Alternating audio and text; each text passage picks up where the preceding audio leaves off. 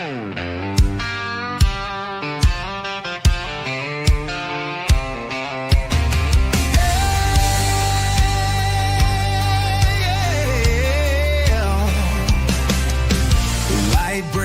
shadow of the weary heart. Truth cuts the dark like a flaming dart. Voices rising strong to lift the call. This is the time we give it all. Lynne Scott Haggerman bringing the fire. Words that ignite hearts burning higher. Faith and power, no chains combined. Step into the light, leave fear behind.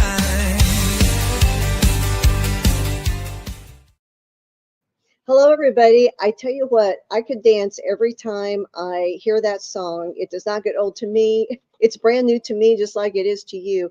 Thank you all for watching. I see more and more people joining from all social media platforms. Welcome to the Lynne Scott Haggerman Podcast on Patriots Prayer Network. God bless you all. Thank you for your time today. I'm so honored and blessed that you're joining the show. Before I get started, since I'm new to the Patriots Prayer Network, I like to take a couple minutes to share about my background before I bring the guest on, so that way you get to know me too, and I'm getting to know you in chat. So with my background, let me tell you who I am first, and then let me tell you my past. I'm an international human resource award-winning consultant. I help small businesses to Fortune 100 companies. I'm an independent LifeWave distributor. I'm also a marathoner. I'm a podcaster. I'm a weightlifter. I'm a child of God, a follower of the Lord Jesus Christ, and a friend of Holy Spirit. And God is absolutely good. Whenever I was tiny, from birth until 5 years old, I was trafficked in a trafficking house. Simultaneously, I was taken to a U.S. University medical center where I was experimented on in conjunction with the government, myself and many, many, many other children. I survived. I helped other children survive, and I saw many, many, many who did not survive. And I have been in deep healing for the past many, many years with the Lord Jesus Christ and a wonderful spirit-filled Christian therapist. And in January of last year, God activated me for such a time as this. And he said that he wanted me to share my story so people understood what was happening to the children and how they could help. The website that he had me create, his plan to help the children who've been trafficked with aftercare, as well as adults who've been harmed or trafficked or abused in any way, and those with trauma of any kind, is at qgrit.org, the letter Q, which stands for quantum. And in this case, God's going after this in a major big way, this problem. It's going to stop.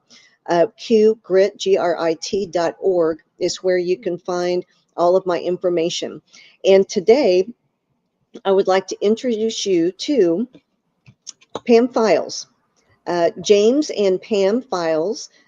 James Files has written a book along with Pam, his wife, about how he was the shooter on the Grassy Knoll during the assassination of JFK. So, Pam, God bless you, and thank you for coming on the show today.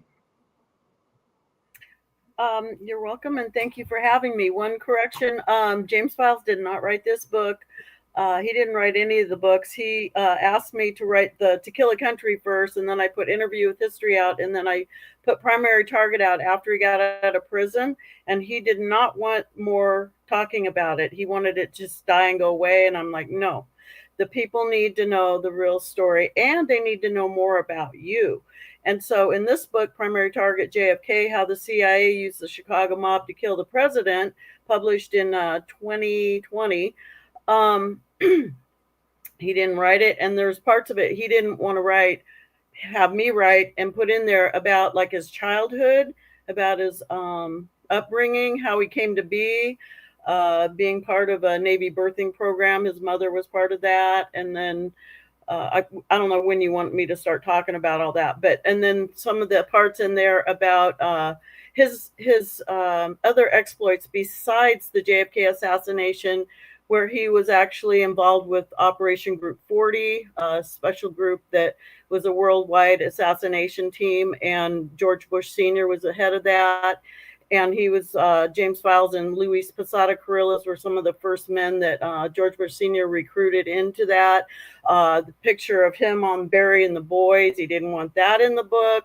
So I got some extra information out there that he didn't really want it to be in the book, but he's glad now that I did that.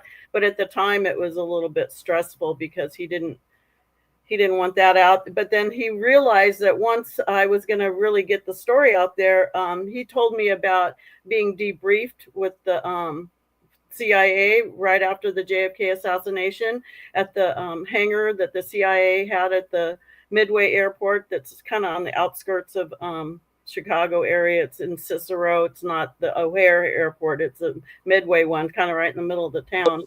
I've been there. They have a hangar there, the CIA, where he gave him a CIA debriefing.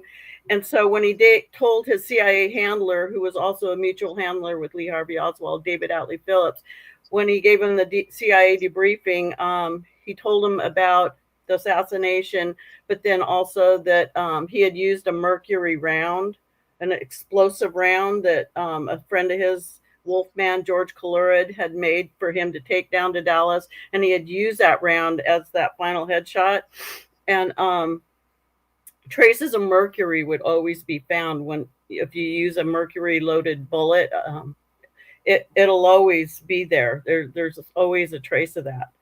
So that's when the president's brain went missing, because they couldn't allow that to be found, where all the evidence matches what he had said that early. And that was just like maybe 10 days, almost 2 weeks after the assassination. So they've known for a long time, what really happened. And James Files said one of the questions and answers in our book, we have a big section in it where when he was still in prison, people were able to ask him questions, and I would write the answers to him. And one of the guys was asking, well, how do we know that the CIA was involved, and that part of the story is true? And then he was saying, there's this place called the Vault. The CIA has a lot of documentation, hard paper things in there, and they also would probably have the tape that David Atlee Phillips took of my debriefing, so because it was tape recorded. So he said if they haven't destroyed that evidence, that would be something they could maybe ever stumble upon. But he said that once they realized that there was something that could be traceable to what he's telling the story about the mercury load bullet, the body went missing, the brain went missing, and then he said that the body isn't actually buried in Arlington Cemetery, because that's what the family wanted, and that's what the CIA wanted too, because they were just basically getting rid of the evidence that could never be re-exhumed and subsequent autopsies. So that was a pretty big deal that he didn't want in there, and then he started cooperating, helping me with more of those details. And then the part about him being in the Navy birthing program, his mom was part of that. Well, and Pam, if you could hold on just a second, Pam, let me I can hear the audience asking questions, and you're amazing. That the first thing people are wondering is, so with James, we know he's likely not going to come on camera. And so can you explain why we're having you on today instead of James with you also? Okay. I wrote this book. This is our third book that we wrote together. Basically, I wrote it, and he made the history, and I'm the history person that writes about things. And so we're talking about our book, Primary Target, JFK, how the CIA used the Chicago mob to kill the president. It's kind of breaking news that, CIA used the Chicago mob. They always wanted to just kind of keep away from the CIA getting blamed for it. So they would have this as the background information. Sam Giancana got the assassins. Chicago mob. Yeah, but the Chicago mob can't cover up an assassination for 60 plus years, and in the middle of the Warren Commission orchestrate the cover up. You know, the Chicago mob's good, but they're not that good. And so, basically, President Kennedy was assassinated, as everybody knows, down in Dallas, Texas, in 1963, November 22nd. And we probably weren't going to get the whole story, but I saw a confession of an assassin video from Blockbuster back when they were on VHS tapes. I saw this, and I thought, well, I have to go back a little bit more to get my story and started. But when I did find this, and it matched this book that I found in the church library, High Treason, Assassination of John F. Kennedy, What Really Happened, when I was looking for books about end times, Revelation, I wanted to know about the Bible, not JFK assassination. But anyway, this is the book that I found, and then this is a tape that I found back in the 90s, 1997, 1999. And then I wrote the letter, because at the end of this confession assassin video, the interviewer was asking James Files, he goes, "You've been around death and violence most of your life. Do you believe in God?" And James Files looked down and he goes, "I guess so. I found myself praying to him when I'm on hilltops surrounded, firefighting, and, there's nobody else to call out to. I guess I believe in God."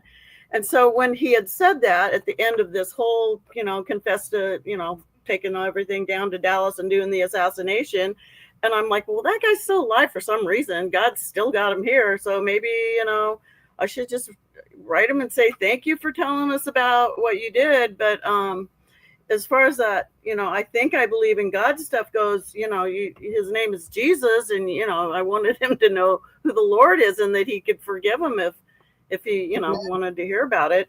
And so I wrote him a letter in February of 1999. He wrote back, long story. He finally got out of prison in 2016. But when I went to visit him in the year 2000, I was in the visiting room at the prison at Stateville because he wanted me to come and see him and talk to him there. I'm like, I don't know. I've never been to a jail, let alone a prison, maximum security in Illinois. Anyway, we were in there in the visiting room. Are you still there? I'm here. Yep, I'm listening. Looks like Can you hear me? We have a bit of so we can still hear you. There's a bit of a lag for the audience to know. We have James in the background. He wasn't feeling well to come on camera. Can you hear me, Pam? Yeah. Okay. I just don't know if anybody knows any of this story. Yeah. We're going to assume they don't. So anyway, he was in the visiting room. We were talking, and not too long after I first got there, and then he gets down on the floor, and I'm like, "What are you doing?"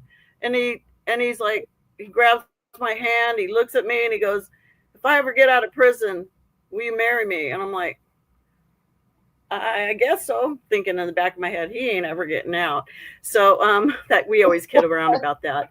But once I said, if it's God's will or not,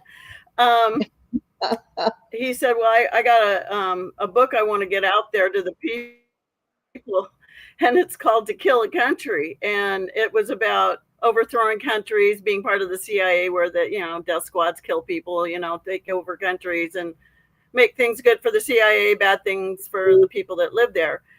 Anyway, I said, are you talking to me? I mean, he goes, you have a way with words. I'm like, I'm not really into talking about killing countries and the CIA and killing people and killing the president and whatnot. And he goes, well, in our correspondence, you just, you have a way of making people understand things. So I trust you to do it, and I don't trust anybody else to do it. So I'm like, okay, I guess if it's that important. So our first book had a bunch of problems getting this thing out. Pretty thick book. We don't even want to talk about this. But then I got another book out when he was in prison called Interview with History, the JFK assassination. And then when he finally got out of prison, we didn't think he was ever going to get out. I told him, I'm finishing up the story and I'm putting all the details. And in the back, there's appendix with Joe West court case, the whole 9 yards. This one guy told us it's like the Bible of the JFK assassination. I go, don't ever use the word Bible in my book, same sentence, because, Bible's Bible, God's word's God's word. But this is the truth about what happened with the JFK assassination. So if anybody wants all the details, that's what we're doing, getting that book still out because that was published a few years back. But anyway, he was one of the two shooters that actually was there in Dallas. People say, oh, there was like a lot more shooters than that in Dealey Plaza, but he wants to just tell what he knows about the story that he knows. So when he tells a story, he talks about what he knows. And then when I talk about the things that went on, I understand the bigger picture because I studied about it. And when I got that book, High Treason, from the church library before I even knew him, I read this and I talked to the pastor and I said, hey, they shot their way into power and they're still around doing stuff, bad stuff. We need to tell everybody at church. And the pastor's like, we're not talking about. I go, well, why is this at the church library? Why, if we're not supposed to talk about, JFK assassination, how come we're doing this at church library? And he goes, well, don't get into the conspiracy stuff. It'll wreck your life. I'm like, well, wow. Kind of too late. I already know now what they did. We had a coup d'etat. Our government was overthrown. The military was involved. The fat cats in Dallas. It was a coup d'etat. That's when the government's thrown over and taken over, and so that's what happened to our country. So anyway, the pastor's like, don't. We don't want to go there. We don't want to talk about that. So I said, well, I'm going to keep talking about it, trying to figure out what's going on, and then that's when I found the Confession of Assassin video in the Blockbuster. Because all that other stuff was happening like in 97, 98. And then I found this in 99. So a long time ago, VHS tape, the young people don't even know what this stuff looks like, right? A VHS tape. Right. That's how long ago it was. Bill Clinton was president when we met. You know what I'm saying? It was a while ago. So anyway, I didn't think he's ever getting out of prison. So I said yes. So yeah, tell us the story. I got lots of them. I know you do. Tell us a story of what happened that day. What was the planning and what actually happened in Dallas? Yes, in Dallas. Okay, for the Dallas story about JFK getting assassinated? Yes, please. Okay. So earlier in the year, in 1963, James Files, who lived in Chicago, Melrose Park, was a driver for Charles Nicoletti, and he's like a Chicago guy, hitman. I got pictures if you want to see him. I probably don't want to see him, but anyway, he was working for Sam Giancana and Tony Accardo, and those are like the main mob bosses back in the 50s and 60s and 70s for Chicago. And Chicago ran, a lot of stuff, not just Chicago, but a big wide area of the United States. And so he was at the Harlow Grill. This is like their little restaurant over there in Melrose Park. And Charles Nicoletti comes in and he's saying, we need to talk. And he said, okay. And then I got to finish this game. And he's like, now. And so he's playing pinball. And so they went for a drive and he says, we're going to do a friend of yours. The thing's spinning, so I don't know if it's still going. Anyway, he said, Charles Nicoletti said to James Files, his name was James Sutton at the time. He goes, we're going to do a friend of yours. And he goes, okay, whatever, because that's what they did. They went out and did, that kind of work. And he goes, no, not him. He's some guy that was robbing somebody from, some pinball machine, taking the money, skimming off it or whatever. He said, no, not him. The president, we're going to do JFK. And he goes, so that's fine with me, if that's what we're supposed to do, that's fine. So anyway, they were supposed to do it in Chicago, and he even went. I put the picture of where it was in our book, Primary Target, because he showed me where it was. It was up by the Eisenhower Freeway, and there's this, they call it the bottleneck, where he would have been facing towards them in a car, and then they would have gotten shot on that freeway and then just kept going on the freeway.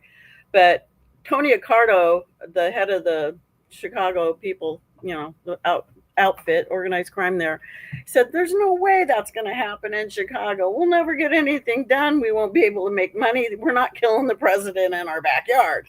So anyway, they said, no, we're not doing it here. So the time will be right and it'll happen somewhere else. It'll just eventually happen. So they kind of put that on the back burners.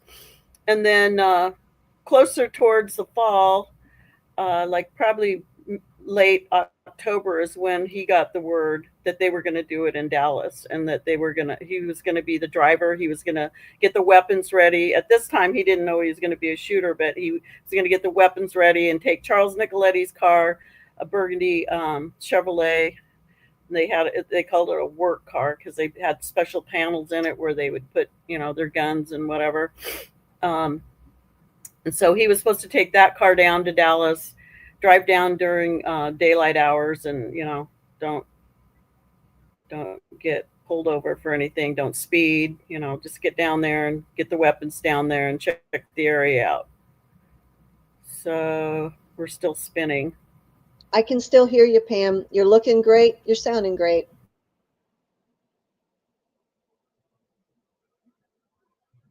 Okay, shooing off air for just a moment. So we'll wait for Pam to come back on. I'm not gonna unplug anything. Yep. We can hear you Some again. note came up saying I have to unplug the router. I'm not touching my computer.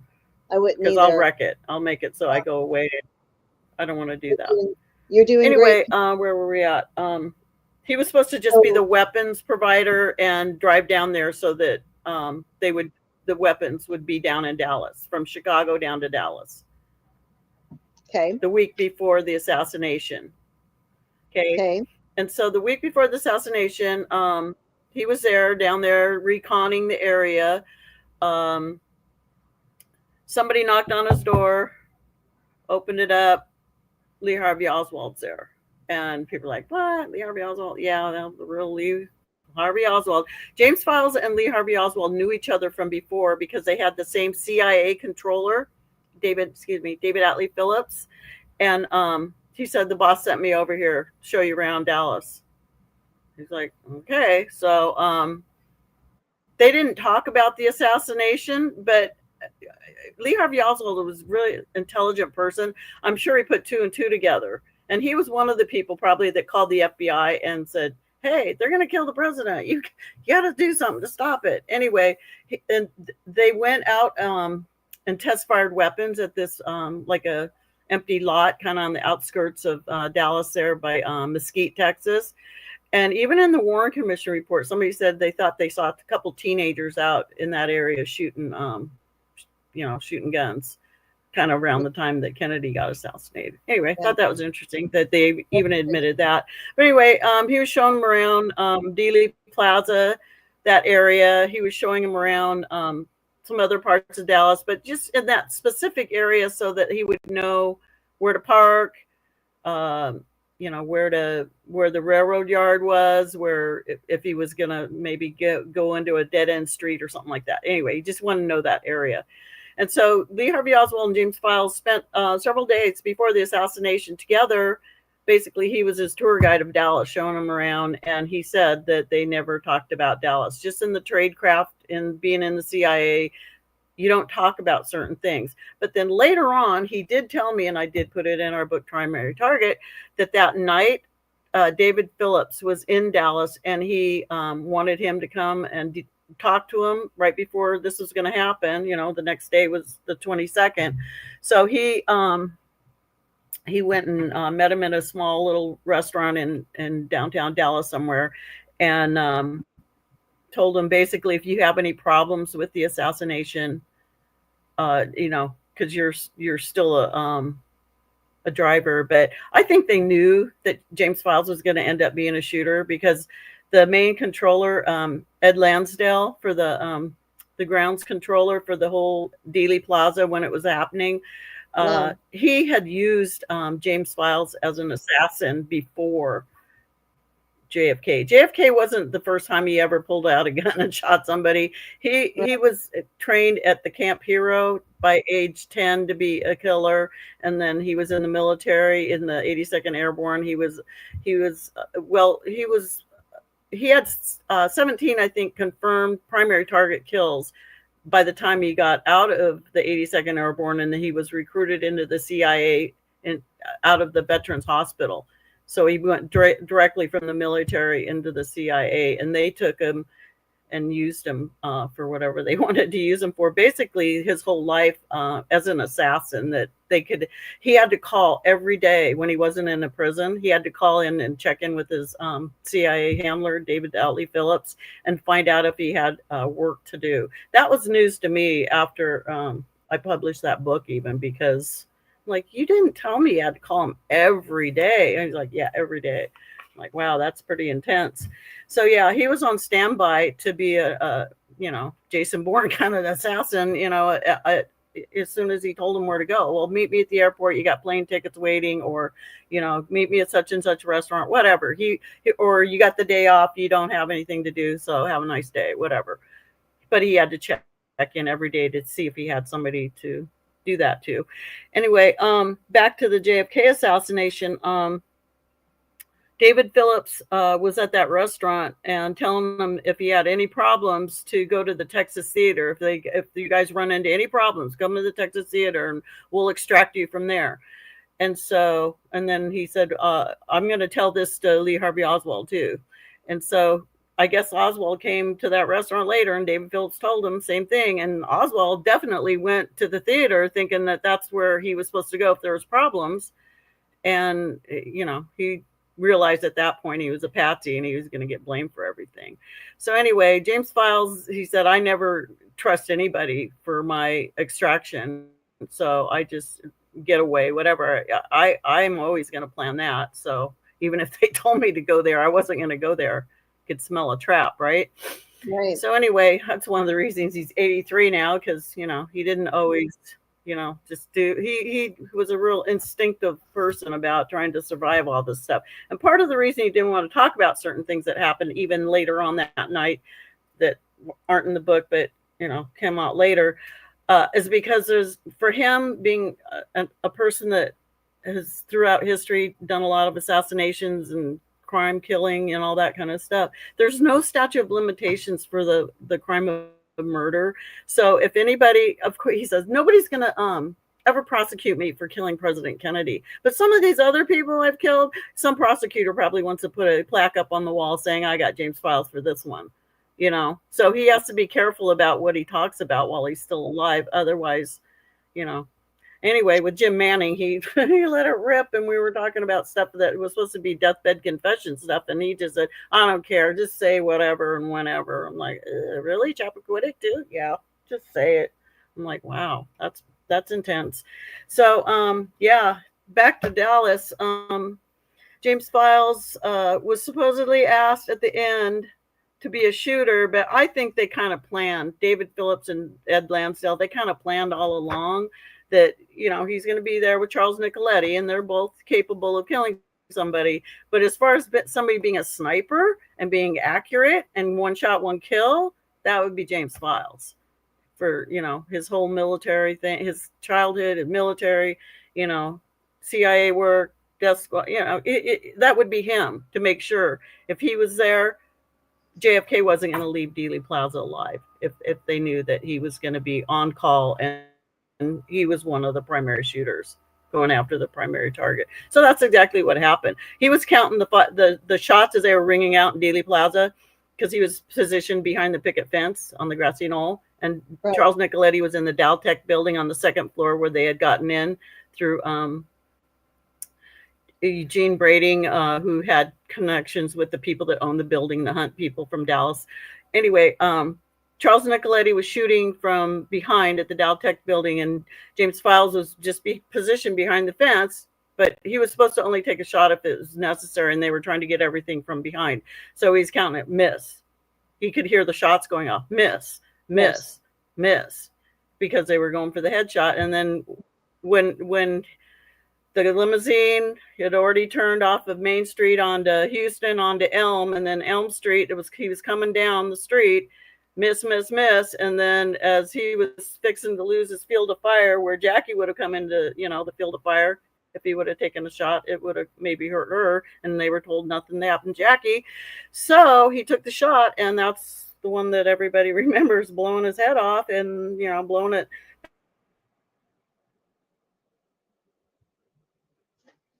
So for those in the radio audience, we've lost her image for a few seconds again. I'm confident she'll be able to come back in.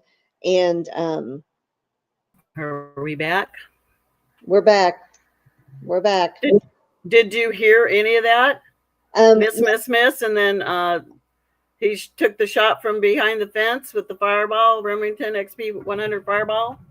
That's where you blanked out. So I heard you say he took the shot from behind the fence. So, okay, is that the gun that he used then? A picture of it?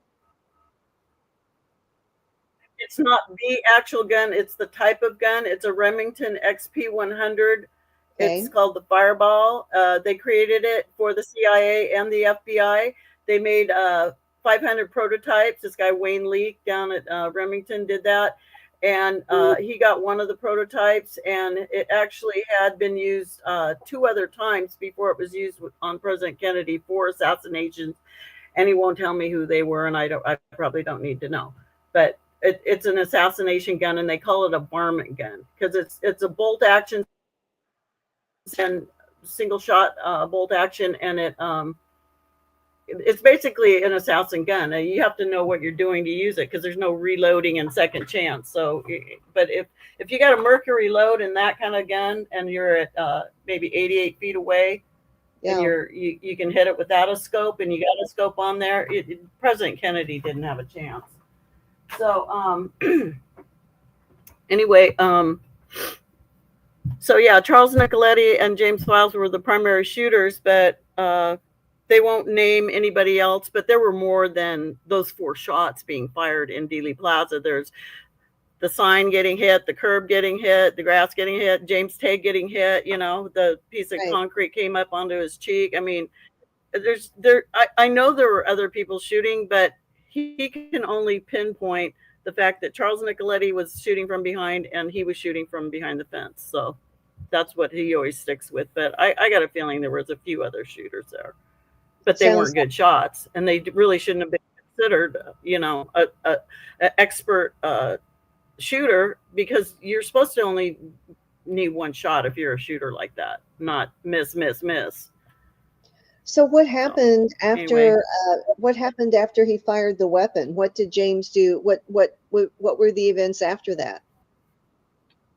Okay, well, he was behind the picket fence. I got pictures of it. Just of him standing by the picket fence, but pretty much people know what I'm talking about. The picket fence on the Grassy Knoll. After he took the shot, I'm trying to think. He ejected the shell casing, stuck it in his mouth. He put the gun away, reversed his jacket, put his hat on because he had the plaid thing out, and then he had more of a plain color, gray color on the inside, just to kind of like change his appearance. He put a hat on and he reversed his jacket. And then he took the shell casing and stuck it on the fence. And it was a 221 shell casing. And the one that was found in Dealey Plaza later was a 222. I'm not a gun expert, but I know there's a difference between a 221 and a 222. Sure. So at that shell casing that somebody has paid lots of money for, that, oh, this is it. No, it's not. It's a 222. The one that he shot out of the Remington Fireball at President Kennedy was a 221, just for the record. Anyway, he put it on the shell casing on the fence, and turned around, grabbed the briefcase, turned around, walked out. And as he was walking out of Dealey Plaza from behind the fence towards not Deltec building, the Texas School Book Depository building, he walked right by it, and who but George Bush Sr. was standing there against the building with his foot up against the wall, and they didn't talk. They made a little bit of eye contact, but they didn't talk to each other. But he walked right past Bush Sr. in Dealey Plaza right after he shot JFK. So yeah, George Bush Sr. knew that happened and when it happened because he was there. He can't remember where he was that day, but I think everybody else remembers where he was for him. Anyway, then he got in the car, and Charles Nicoletti and Johnny Roselli were already in the car because they had come out of the Daltex building and got in, and were just waiting for him to come back from behind the picket fence. And they took off, and Johnny Roselli reached around because he was in the back seat. Charles Nicoletti was in the front seat, passenger seat. And he goes, "Here's the brass. I picked up Chuck's brass. Here's the," meaning, the empty shell casings from the shots that Charles Nicoletti was taking with his, I think it was a 30-06 rifle, Mauser rifle. And that weapon was already in the trunk, and James Files' briefcase that had the fireball was in the back seat. He ended up taking them down to a gas station where they got out of the car, like the parking lot of a gas station. I'm waiting until this comes back because I don't know if we can hear you just fine. Anyway, and then Charles Nicoletti and Johnny Roselli got out of the Chevy Impala Burgundy, and then James Files went back to his motel in Mesquite, and he just waited until it got a little bit dark before he wanted to take the weapons out of the car and then clean them. But when he was waiting, he hears this knock on the door. He's like, "Now what?" And so he opens the door, and this childhood friend of his, Gary Marlowe's standing there, and he goes, "I need to talk to you. I had to burn a cop. I got a gun. I got to get rid of it." And he's like, "I got enough problems. I don't need your gun. Take it and get out of here. Forget that you saw me. Go away." So yeah, that's the guy that ended up being the one that was guilty of shooting that cop, J.D. Tippit. Yeah. Oswald didn't shoot the cop, and he didn't shoot the president. So Lee Harvey Oswald didn't shoot anybody. Just like when he was arrested and in Dallas police custody, he goes, "I didn't shoot anybody. I'm just a patsy." He was telling the truth. Yes. He didn't shoot anybody. He was just a patsy. So Judith Berry Baker, who was his girlfriend at the time, I had her on my other podcast on Rumble, the Lynne Scott Haggerman Show, and I had her on, I want to say, a couple months ago. So she did a very thorough job of explaining Lee Harvey Oswald. Judith Berry Baker. And so I've had her on my show. Oh, okay, Judith. Yeah, I know who she is. Judith. And I also wanted to reference, you have, so with James not feeling good today and being able to be on screen himself, you and James have been on Michael Jaco's show many, many times on Rumble. So I just want to encourage people, encourage people that if they want to hear even more of this story and all of the angles, I'm going to try to cover as much as we can today. But I wanted Pam to share, and James is in the background to answer any questions if we need him.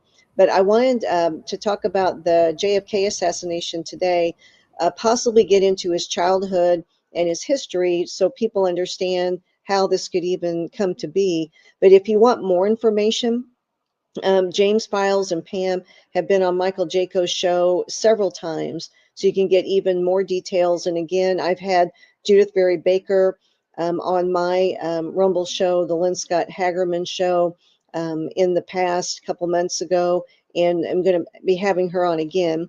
So Pam has, the internet has left again. We have been having technical difficulties since probably about 30 minutes before I hit record. You're back, Pam. If you were talking, I couldn't hear you and I couldn't see you. That's okay. But we're trying. We're going to do this, and we are doing it actually. And so I was just sharing more information again about, where What's they the could question? I need. No question. So go ahead. Hear the question. Go ahead with your story where you left off. Okay. Well, go ahead. Basically, that was it. I could talk a little bit more about before and him getting into the position of being there, but if you would just want to hear more about him afterwards, he cleaned the weapon, and then the next day he drove back to Chicago, and then he didn't make it all the way for daylight hours. I think he stopped somewhere, Missouri or one of those places. I wrote it down, but he didn't drive during the nighttime hours, and then he got back up into Chicago, and then he took the weapons back to Wolfman, and basically it was back to business as usual. Him and Charles Nicoletti were back to doing the Chicago outfit stuff.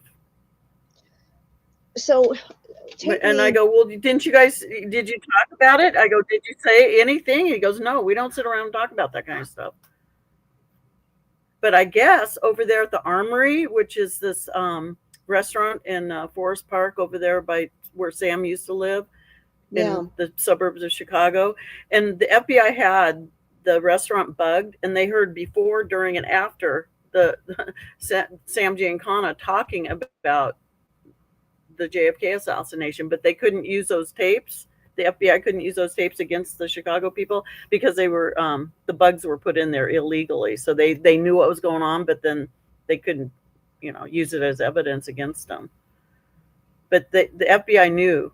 And of course, J. Edgar Hoover was in on it, the night before. They had a big party for him, that he was going to be, one of the main people that was going to help orchestrate the cover-up. So I've not heard that story. Murchison's party, that whole thing. Okay. Which I have not heard that either. Yeah. So to go back in time a bit, so James, getting to this point, I can hear people thinking, how does a man get to the place where he just does this without second thought, and then just proceeds on with life? So tell me about his background, how he was born, his childhood. Tell us a bit more about that so people can understand who he was. His mom was looking for work, and she was in a poor family, and she already had a daughter, Jim's sister, and actually a brother too. Her name was Mary Pearl, and his name was Henry, but they called him Hank.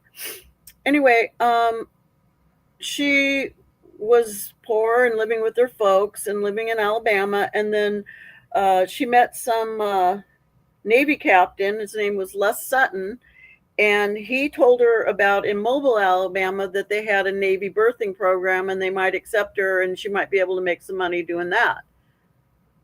That's why she did it, because a Navy birthing program. She wanted, what is a Navy birthing program? Just kind of it's like what the Nazis were doing, trying to create a perfect Aryan soldier. Yeah. The United States was doing it too. And he said there's 123 of them in his class when he went to Camp Hero, and he thinks a lot of them were people that were conceived in the same way he was, that they were trying to create super soldiers.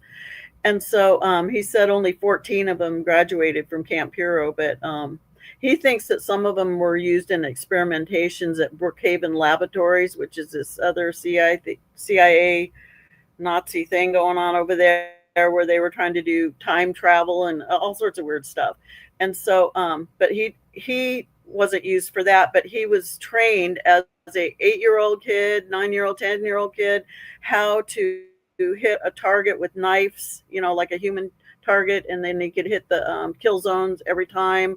Of course, he was proficient with shooting firearms before he was even at Camp Hero, because when he was a little kid, his grandma, mom, dad, not dad, but mom and grandpa would send him out to go get a squirrel or rabbit for breakfast, and he'd sit there in the dusk or dawn, when it's starting to get light, and watch the trees move, and he'd hit moving targets since he was like a 5-year-old kid with a rifle. So he was shooting for a long time. And then so Pam, if we don't have a lag, I have to back you up just a second, because my mind's trying to comprehend what you're saying. So his mother went into a birthing program in the military. I wish this stream was better, because it cuts out your questions. Okay, so I'll try, and if not, we'll just have you continue.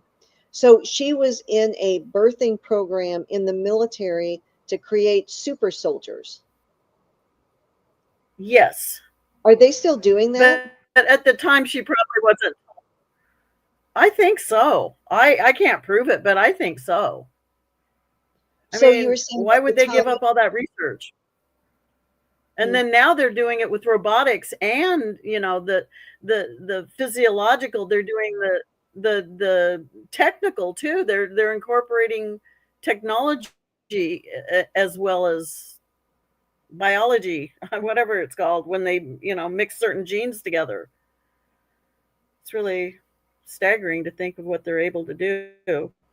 So then if he was in this birthing program, how did they let him go home to be with his mom? I would have thought they would have kept him on the military base to train him. See, what they did was they needed him at the Camp Hero. It's over there on Long Island, Montauk Island, Long Island. And I go, well, would your mom drive you? I mean, how'd you get to Camp Hero? And how long would you be there? He goes, I'd be there like 6 months at a time, and she'd put me on the Greyhound bus and send me off, and then I'd get on the Greyhound bus and go back to Melrose Park and, you know, back to, you know, hanging out with my friends that I didn't have to go to school with. And he was 5 years old. He told the kids that he was in a military school, and that's why he didn't go to regular school. And He started going to Camp Hero when he was 8. 8 years old. I can't. So okay, he was 5 when he started shooting rabbits and squirrels, and he actually shot a man when he was 5 too. This black man came on the property, and the dog was barking at him like, you know, woof woof, you know, you're an intruder, go away. And he took his machete and he killed his dog, and he went and got the, you know, the things you pull back, the big old, you know, double barreled shotgun. And he could barely even handle it, you know, because he was such a little kid. And the guy was like, oh, so what are you going to do with that? He goes, I'm going to shoot you for killing my dog. And then he shot him and he killed him. And he was 5 years old. He doesn't like me telling that story, but he was a trained assassin from the time he was a small child.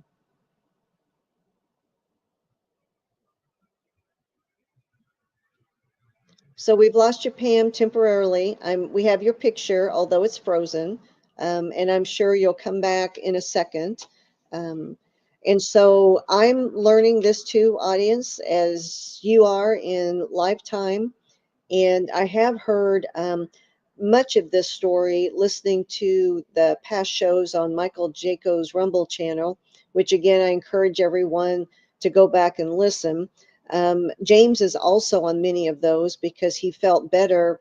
His health has been waning rapidly, and he felt much better in the past.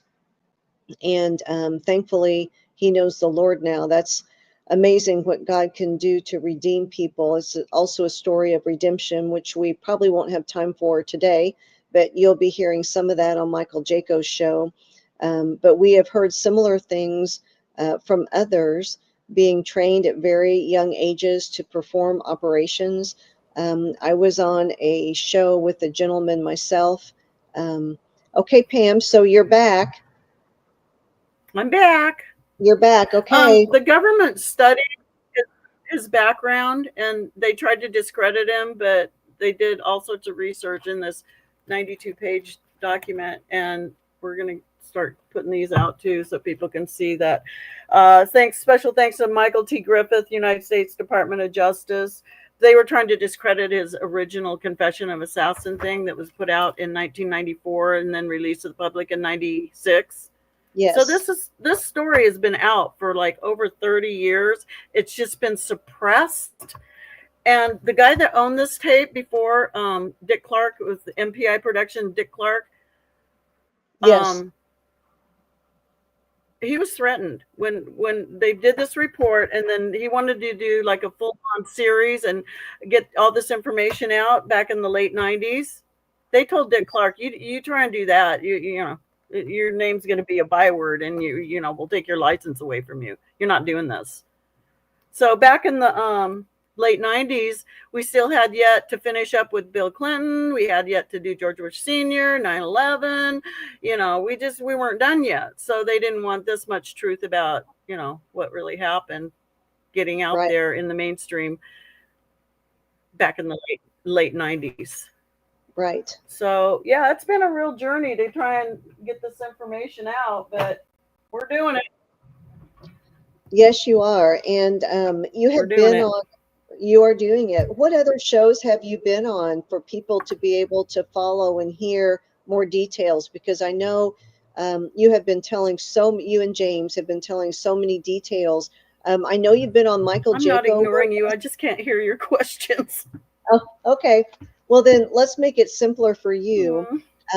Which part of, we have about 10, 15 minutes left. What part of the story would you like to share next? I'm not sure if you I heard that. which, and then I didn't hear it. So I'll keep Which talking. what? Which part of the story would you like to share next about James? What do you think is also important for people to hear? I'm not sure if you can hear me yet. Is there another part to James' background? What else is important for people to hear? Yes. Thumbs up. Yes. Well, just that he worked for the CIA and he worked for the Chicago mob. But if push came to shove, when he called, they needed him for the CIA, he would just let Sam and Chuck know that he's not available and he had to go do some CIA work. You know, they knew why he had to go.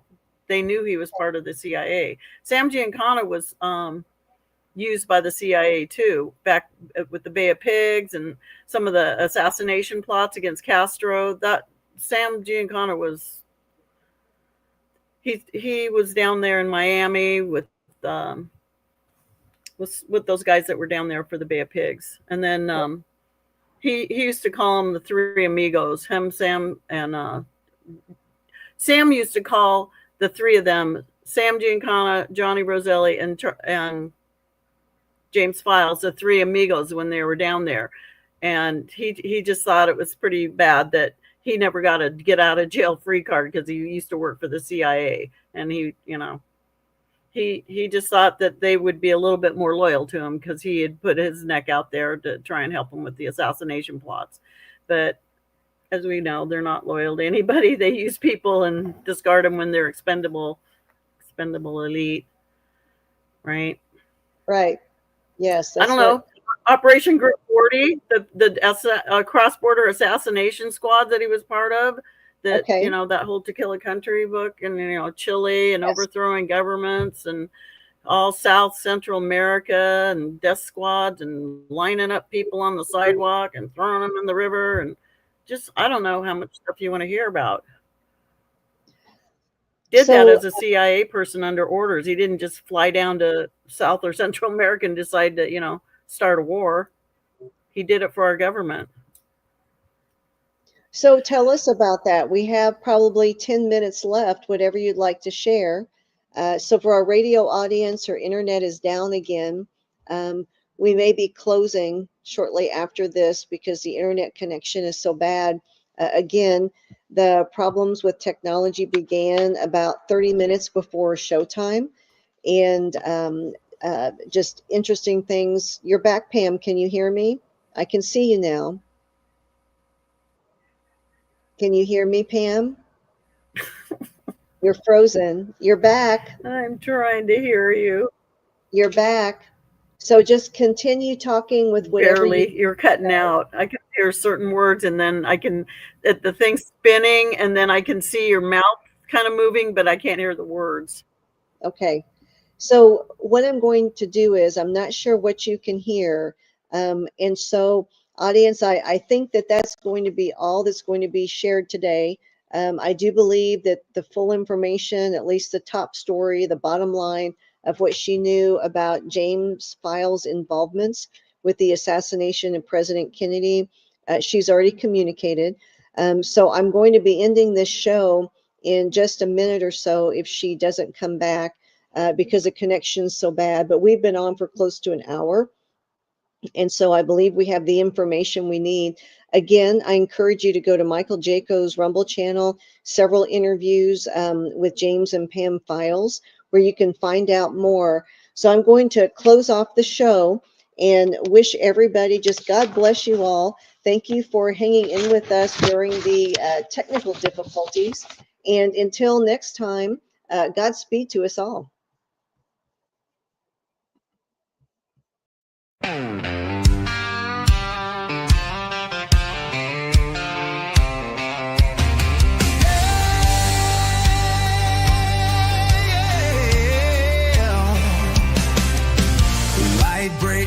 shadow of the weary heart.